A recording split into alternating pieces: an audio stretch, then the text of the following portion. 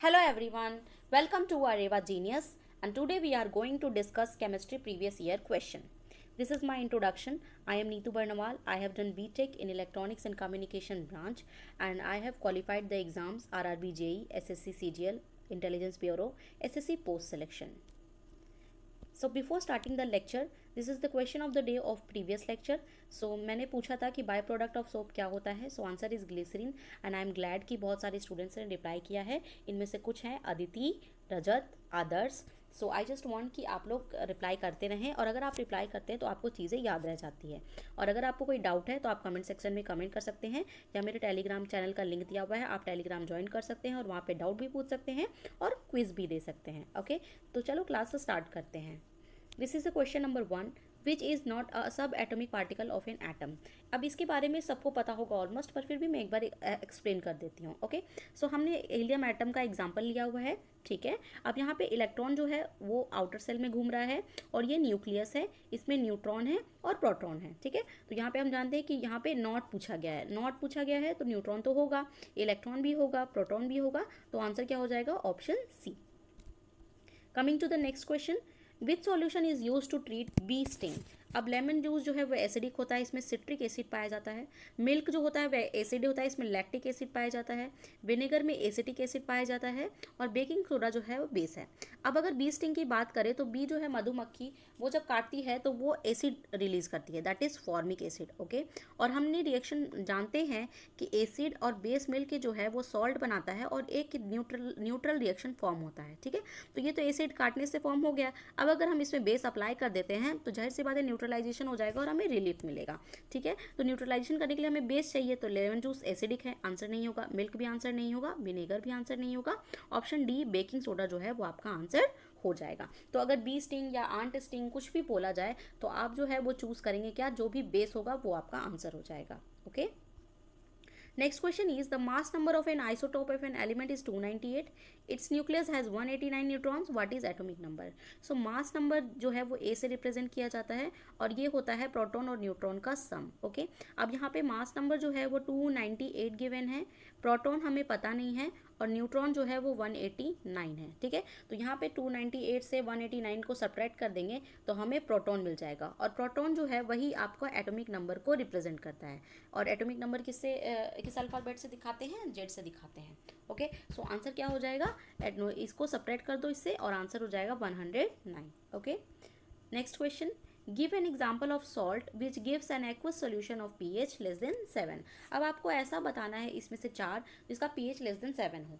अब एक बार आप pH स्केल को देख लीजिए. 7 जो होता है वो न्यूट्रल होता है, 7 के ऊपर जो होता है वो बेस होता है और 7 के नीचे जो होता है वो एसिडिक होता है. और यहाँ पे हमें पूछा गया है pH लेस देन 7 यानी वो एसिड होना चाहिए, बेस तो हमारा आंसर बिल्कुल भी नहीं होने वाला है. ठीक है, अगर मैं सोडियम क्लोराइड की बात करूँ तो ये तो सॉल्ट है और सॉल्ट का pH कितना होता है? 7 होता है. ओके, उसके बाद है सोडियम बाइकार्बोनेट. ये क्या है? बेकिंग सोडा है और बेकिंग सोडा क्या होता है? बेस होता है, तो उसका भी pH क्या हो जाएगा? 7 से ज़्यादा हो जाएगा. Okay, next is sodium carbonate. ये क्या है? वॉशिंग सोडा है. वॉशिंग सोडा भी जो है वो बेस की तरह एक्ट करता है, तो उसका भी pH 7 से ज़्यादा होगा.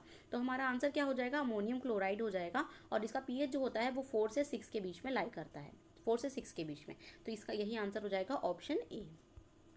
Next question is in which group of the modern periodic table are halogens placed? Group 16, 18, first और 17. सो हेलोजन फैमिली को हम आइए देखते हैं. यहाँ पे ये देखो, यहाँ पे है ग्रुप नंबर 17. ओके, इसको बोलते हैं हेलोजन फैमिली. इसमें क्या आता है? Fluorine, chlorine, bromine, iodine, astatine. Okay, so ये जो है वो आपका हेलोजन फैमिली है और ये ग्रुप नंबर 17 में आता है. ठीक है, तो यहाँ पे हम आंसर क्या देंगे? यहाँ पे आंसर हो जाएगा option D, group number 17. Okay, चलते हैं नेक्स्ट क्वेश्चन में. अब नेक्स्ट क्वेश्चन पढ़ने से पहले मैं आपको बोलना चाहूँगी कि अगर आपको वीडियो पसंद आता है तो आप लाइक करिए, इससे मुझे मोटिवेशन मिलता है ताकि मैं आपके लिए ज़्यादा से ज़्यादा क्लास लेकर आऊँ. ओके, चैनल को सब्सक्राइब कीजिए और वीडियो जितने से ज़्यादा हो सके उसको शेयर करें. और क्लास से रिलेटेड अगर आपको कोई भी डाउट है तो आप कमेंट में पूछिए या टेलीग्राम चैनल में आप पूछ सकते हैं. ओके, तो चलते हैं. नेक्स्ट क्वेश्चन क्या है? Who classified element based on atomic number. Okay, अब यहाँ पे पीरियोडिक टेबल की बात हो रही है। पीरियोडिक टेबल में क्या हुआ था, सबसे पहले डॉबर्नियर ने ट्राइड्स दिया था। क्या दिया था? ट्राइड्स दिया था। ट्राइड्स में क्या बताया था, लेकिन उन्होंने बताया था मास नंबर के बेसिस पे। किसके बेसिस पे बताया था? मास नंबर के बेसिस पे। नेक्स्ट आया था न्यूलैंड। न्यूलैंड ने ऑक्टेव सीरीज दिया था 8 का, ठीक है, वो भी किसके बेसिस पे था? मास नंबर के बेसिस पे था। थर्ड जो था वो मेंडलीव ने बनाया था, काफ़ी हद तक सही था, लेकिन वो भी मास नंबर पे था। सो चौथा जो है वो मॉजले, जिन्होंने मॉडर्न पीरियोडिक टेबल दिया था, और ये जो है वो एटॉमिक नंबर के बेसिस पे था, ठीक है। तो आपका आंसर क्या हो जाएगा? मॉजले हो जाएगा, जो कि मॉडर्न पीरियोडिक टेबल बनाए हैं एटॉमिक नंबर के बेसिस पे। आपको समझ में आ रहा है ना बच्चों? नहीं समझ में आ रहा है तो आप कमेंट करके पूछ लीजिएगा।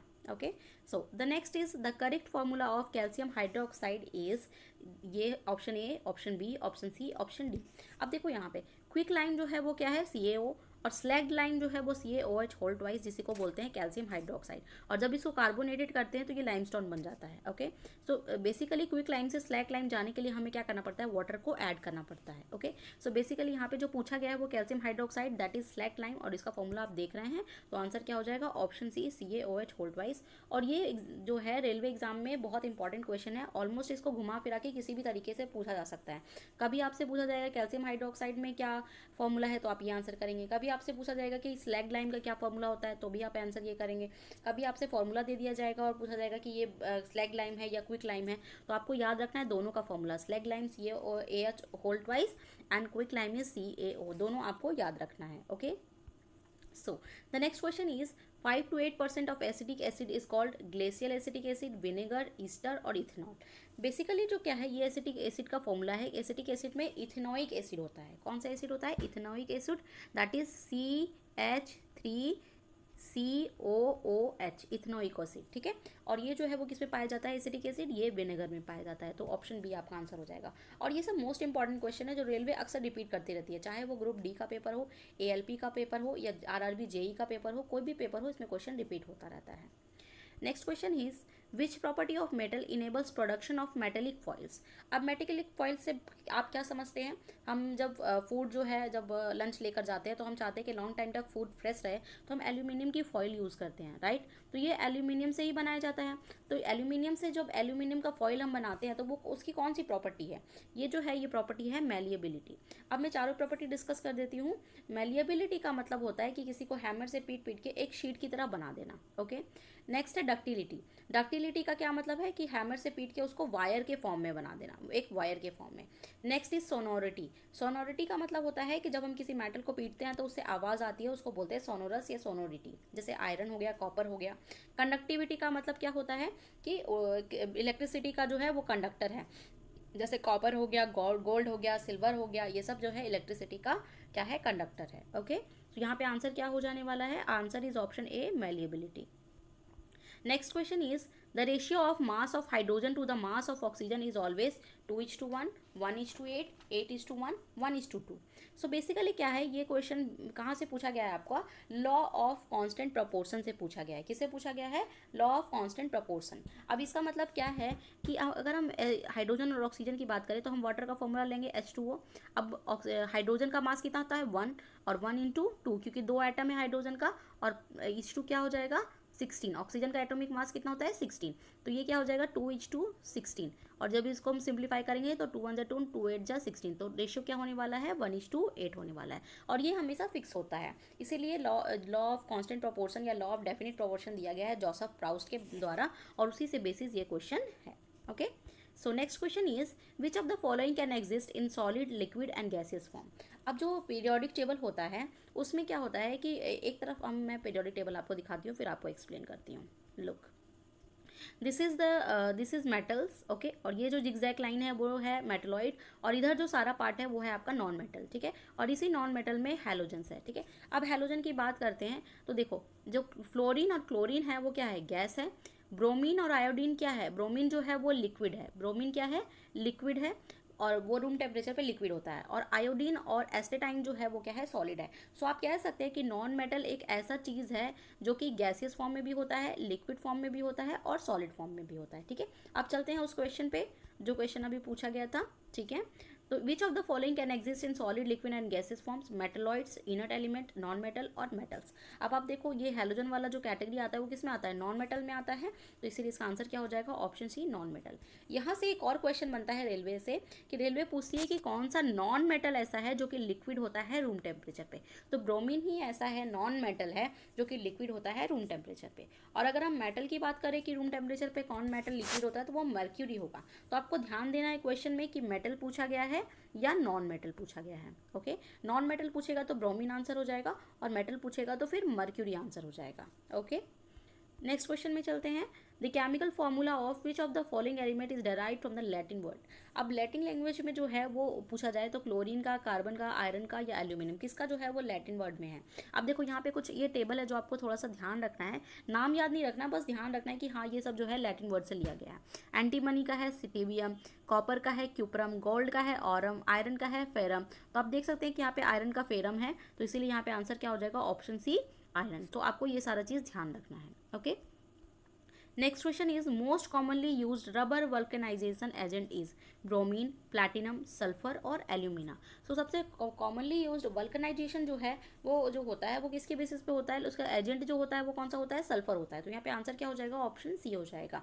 ये भी क्वेश्चन बहुत इंपॉर्टेंट है रेलवे के लिए, क्योंकि रेलवे एग्जाम में इसको बार बार पूछा जाता है। एक होता है गैल्वेनाइजेशन और एक होता है वल्कनाइजेशन। गैल्वेनाइजेशन में लोहे के ऊपर जिंक की कोटिंग होती है, और वल्कनाइजेशन जो होता है, वल्कनाइजेशन में रबर में सल्फर मिलाया जाता है। अब सल्फर क्यों मिलाया जाता है? ताकि इसकी इलास्टिसिटी जो है वो इंक्रीज हो सके, ठीक है, ड्यूरेबिलिटी बढ़े और इलास्टिसिटी इंक्रीज हो सके। Next is who discovered the electron. Okay, so यहाँ पे हमें बताना है कि इलेक्ट्रॉन किसने डिस्कवर किया। ये आपको ऑलमोस्ट सारे बच्चों को, सारे दोस्तों को पता होगा, लेकिन फिर भी मैं बता दे रही हूँ। रदरफोर्ड जो है इन्होंने न्यूक्लियस को डेवलप किया था। किसको डेवलप किया था?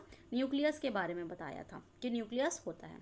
चैडविक जो है वो जो है उन्होंने क्या बताया था? न्यूट्रॉन के बारे में बताया था। थॉमसन जो है उन्होंने इलेक्ट्रॉन के बारे में बताया था। गोल्डस्टीन जो है उन्होंने प्रोटॉन के बारे में बताया था। तो ये आपको याद रखना है। ओके, तो यहाँ पे आंसर क्या हो जाएगा? हु डिस्कवर्ड द इलेक्ट्रॉन, तो आंसर हो जाएगा J Thomson, that is option C. Okay, so before moving to the next question, lecture 2 में मुझसे किसी ने बोला था कि मैंने NH3 का एक्चुअली NH3 में नाइट्रोजन की वैलेंसी पूछा था। ओके, सो किसी ने बोला कि इसका इलेक्ट्रॉनिक कन्फिग्रेशन जो है 2,5 होगा, 2,8,5 नहीं होगा। सो दोस्तों एक्चुअली मैंने जो बताया था आपको वो ये बताया था कि नाइट्रोजन जो है वो ग्रुप नंबर 15 में एग्जिस्ट करता है। Okay, nitrogen, phosphorus, arsenic, antimony, bismuth. So group 15 के अकॉर्डिंग जो है वो इलेक्ट्रॉनिक कन्फिग्रेशन ये होने वाला है। ओके, एंड उस कन्फिग्रेशन के अकॉर्डिंग जो है लास्ट में 5 है, तो वैलेंस इलेक्ट्रॉन ये हो जाएगा। तो आप अगर नाइट्रोजन के हिसाब से देखें तो नाइट्रोजन के अकॉर्डिंग 7 एटॉमिक नंबर है, उसके बेसिस पे तो ये 2 और 5 बिल्कुल सही है कि इसकी इलेक्ट्रॉनिक कन्फिग्रेशन 2 और 5 होती है। बट मैंने जनरलाइज किया था कि नाइट्रोजन फैमिली में जो भी होगा वो ग्रुप नंबर 15 में एग्जिस्ट कर रहा होगा, तो उसका इलेक्ट्रॉनिक कन्फिग्रेशन ये बनता है और उसका वैलेंस इलेक्ट्रॉन 5 हो जाएगा और उसकी वैलेंसी कितनी हो जाएगी? 3 हो जाएगी। ओके बच्चों, तो नेक्स्ट क्वेश्चन इज क्या है? Which radio active element is use in the treatment of cancer. So cancer के ट्रीटमेंट में कौन सा रेडियो एक्टिव एलिमेंट यूज़ किया जाता है? तो सबसे पहले हम बात करते हैं आयोडीन 131। सो आयोडीन जो है वो किससे रिलेटेड होता है? थायराइड से रिलेटेड होता है। यूरेनियम सब जानते हैं कि न्यूक्लियर रिएक्शन से रिप्रेजेंट करता है। कोबाल्ट ही ऐसा है जो कि कैंसर से रिलेटेड होता है। Okay, so radio active element that is used for treatment of cancer, तो ये क्या है? कोबाल्ट 16। ओके, सो चलते हैं, आज की क्लास ख़त्म करने के इस पे है। So this is the question of the day, you have to answer this. Which of the following gases turns lime water milky? Ozone, CO, O2 और CO2। आपको आंसर कमेंट करना है, और मैं चाहती हूँ कि ज़्यादा से ज़्यादा आप लोग कमेंट करें ताकि आपको भी चीज़ें याद रहे। ओके, और चैनल को सब्सक्राइब करना मत भूलना और बेल आइकन को प्रेस करना मत भूलना, ठीक है, और लाइक करना है आपको दोस्तों वीडियो को। Okay, so and in the last I just want to say that According to Walt Disney, the best way to get started is to quit talking and begin doing। इसका मतलब तो आप समझ ही रहे होंगे। आप हमेशा बोलते हैं कि आज पढ़ेंगे, कल पढ़ेंगे, सोमवार से पढ़ेंगे, 1 तारीख से पढ़ेंगे, बट हम सिर्फ सोचते रह जाते हैं। ओके, करते नहीं हैं। तो अब आपको क्या करना है? सोचना बंद करना है और अभी से पढ़ना स्टार्ट करना है। जब आप वीडियो देख रहे हो और अगर आप एंड तक वीडियो देख रहे हो तो आप अभी से जाकर पढ़ना शुरू कर दीजिए। शुरुआत 1 आवर से कीजिए और डे बाय डे आपको ड्यूरेशन इंक्रीज करते जाना है। Okay, so like, share and subscribe the channel. Thank you.